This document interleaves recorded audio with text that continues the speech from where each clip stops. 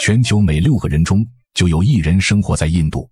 为了谋生，人们不断涌入城市，这样的速度与规模，在世界任何地方都难以比拟。在这里，生存本身就是一场考验，人们足智多谋，也异常坚韧。那些你难以想象的生活方式，在这里每天都在发生。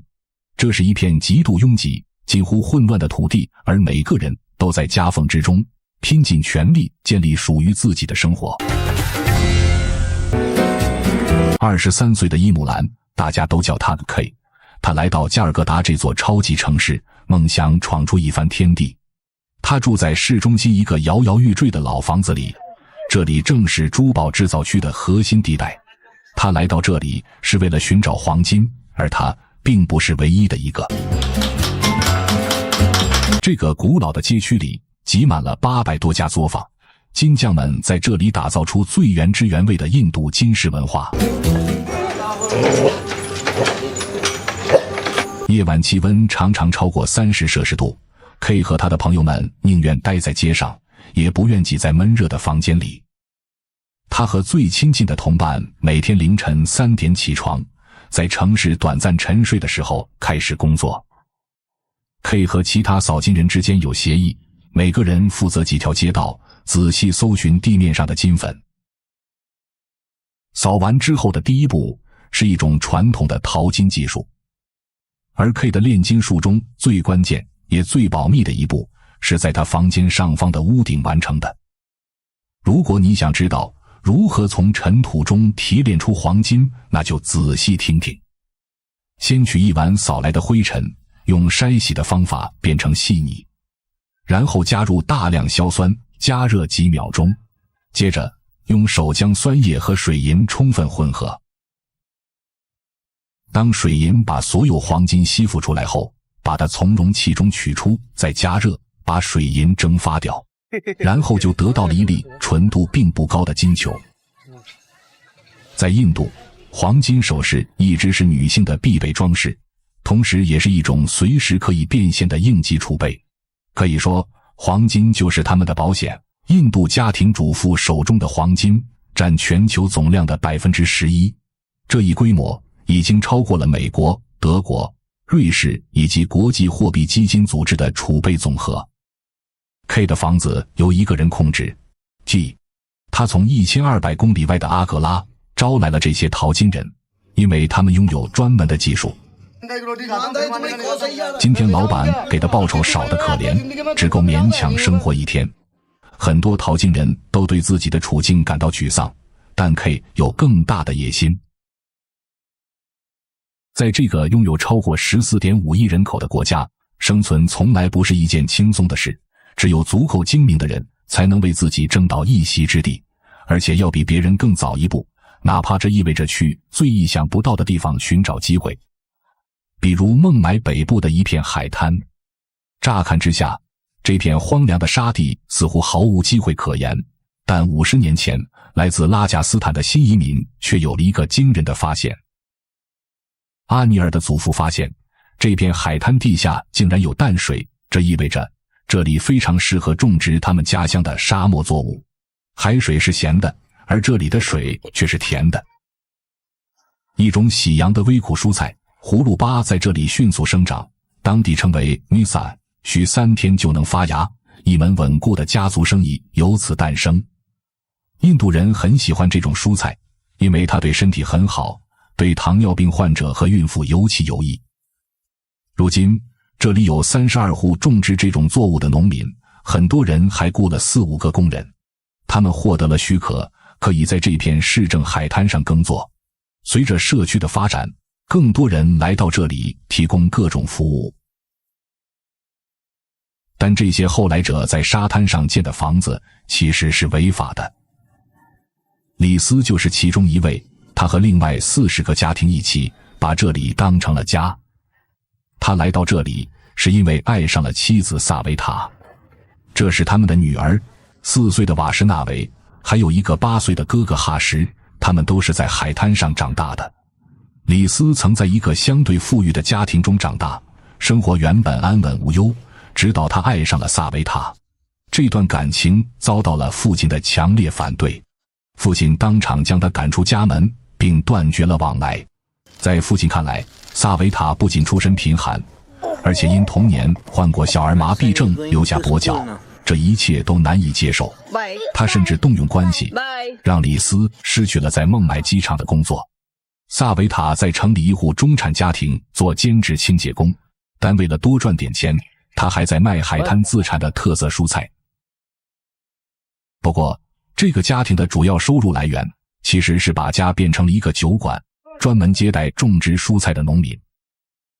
顾客随时都会来，喝完就走，他们只卖一种酒，甘蔗酒。李斯没有酒类执照，这项非法生意已经让他坐过一次牢，但他没有太多选择，所以觉得这个风险值得一冒。不过眼下他还有更紧迫的担忧，有传言说当地市政部门正准备再次驱逐这些占据海滩的家庭。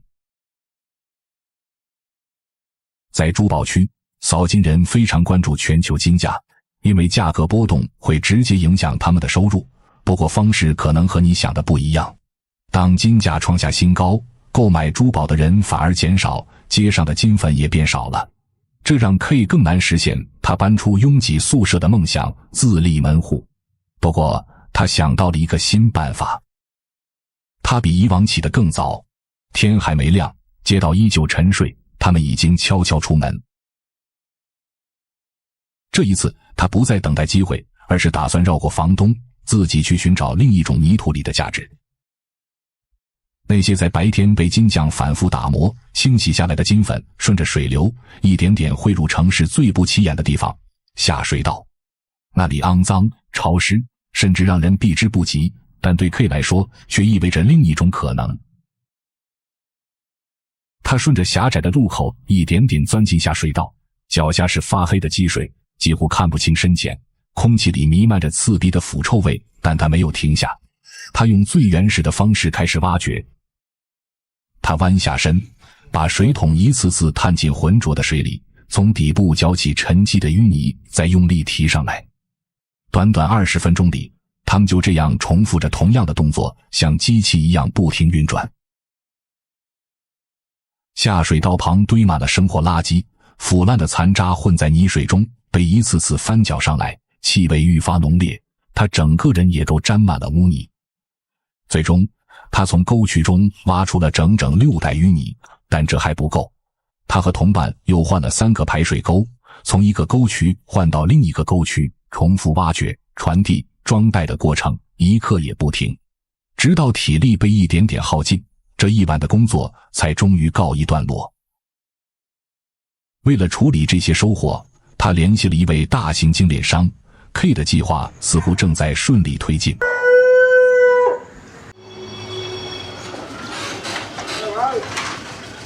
终于，买家贾维德出现了，但他表现得非常谨慎。他要先看看里面到底有多少黄金，估算着是赚还是赔。一旦确认你里确实含金，谈判就开始了。他很会讨价还价，原本期望能卖到1万卢比，最终却只拿到了5000。在这里，一旦有了赚钱的点子，人们往往不会让繁琐的手续或法律成为阻碍。在印度，超过90%的劳动人口活跃在非正规经济体系中，创造了全国约2/3的经济产出。在恒河对岸的一片废弃河岸上，有数百人从事着一个地下却高度组织化的行业，一场属于加尔各答的淘金热。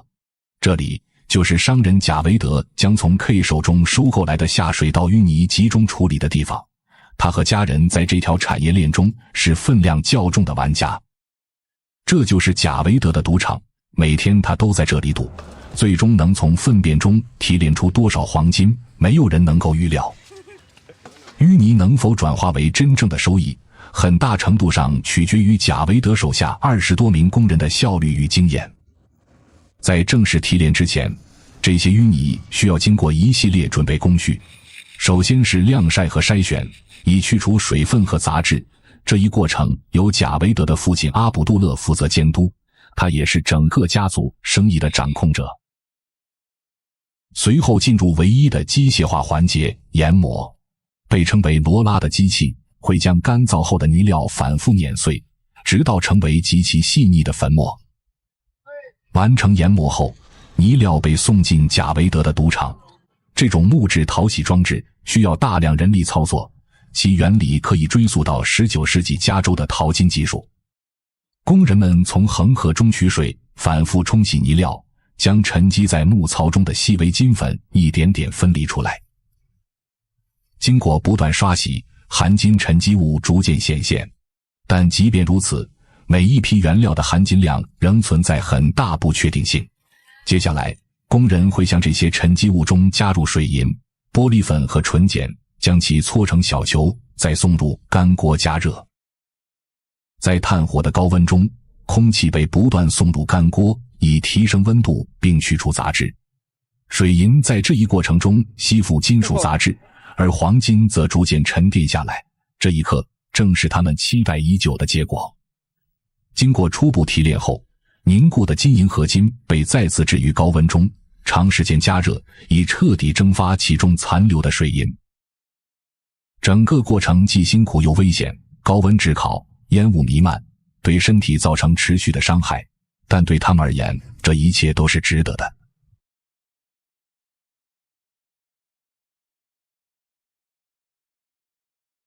当杂质被完全去除，最终只剩下一小块金银合金圆片。随后，贾维德的弟弟内比尔使用硝酸对其进行进一步提纯。经过反复处理，黄金的纯度被提升至 24K。这一大块值 8.2 万卢比，是一笔很大的钱。为得到这块黄金，他们清洗了数百袋淤泥，付出了巨大的体力与时间成本。黄金的吸引力从未改变。但在这座城市里，维持生计只是第一步，建立一个稳定的家同样重要，那是人们寄托希望，期望下一代改变命运的基础。在孟买的海滩上，这一天恰逢李斯和萨维塔的结婚纪念日。自从因一段不被看好的爱情来到这里，他们已经共同生活了9年。尽管手头拮据，李斯仍决定为妻子准备一份礼物。他向朋友借来一笔钱，打算买一件纱丽作为惊喜。然而，这份心意也意味着新的压力。为了补充酒馆的库存，他不得不再次向放贷人求助，而此前的债务尚未偿清。他一共欠7万卢比，每个月要付5000利息。一旦无法按时偿还，后果将十分严重。在这类非正规借贷中，强硬的催收手段并不罕见。有些放贷人会把孩子带走，扣押2-3天，逼着人们还钱。李斯必须尽快让酒馆重新运转起来，以维持现金流，也维系这个来之不易的家庭。夜幕降临后，李斯前往与他的非法酒类供应商接头，补充酒馆所需的货源。这门生意利润并不稳定，有时能赚上几百卢比，有时却所剩无几。但对他来说，这是目前为数不多能够维持生计的方式。多年来，他始终从同一个供货渠道进货，在这个灰色市场中，稳定的关系往往比价格更为重要。很快，消息在海滩上传开，那家价格最低的小酒馆重新开张了。李斯的经营策略十分简单，占据低端市场，为顾客提供最基本的条件，饮水、落座的空间以及简单的杯具，就足以吸引那些手头拮据的客人。夜深时分，当顾客逐渐散去，酒馆也随之收摊。忙碌了一整天后，李斯终于回到家中，准备为妻子送上他精心准备的惊喜，为这个特别的日子画上一个简单却温暖的句号。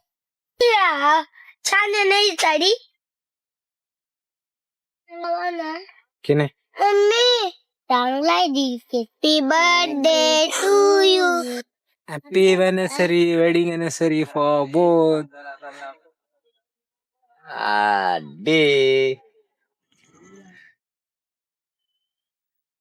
K 仍然和另外15个扫金人挤在同一个房间里，受房东控制。但他刚听说附近有一个空房，也许这正是他等待已久的机会。1楼是公共区域，共有2个洗手间供住户使用。K 对这样的环境非常满意。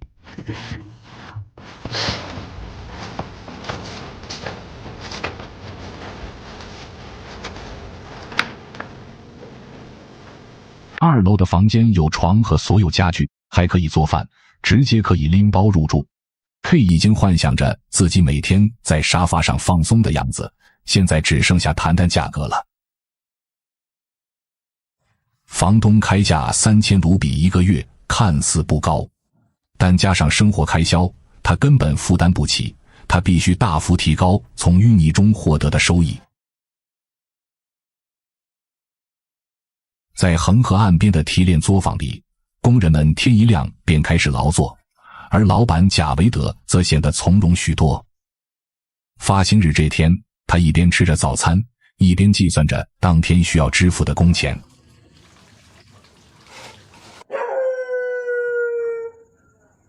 在城市的另一端 ，K 也在行动。为了能搬出去，住进那个3000卢比的房子里，他更加的努力赚钱。今天他和伙伴们几乎掏遍了整个街区的下水道，装了整整10多袋。这一次，他不再选择将货卖给商人贾维德，而是重新联系了一位买家。为了更快成交，他不再被动等待，而是主动将淤泥运往对方的地盘，以此争取更有利的价格。这一次，他的冒险得到了回报，新的买家给出了更高的出价，交易顺利达成。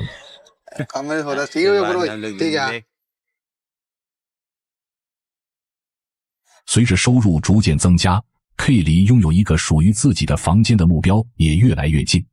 他再次带着伙伴去查看那间价格不菲的出租屋，未来似乎触手可及。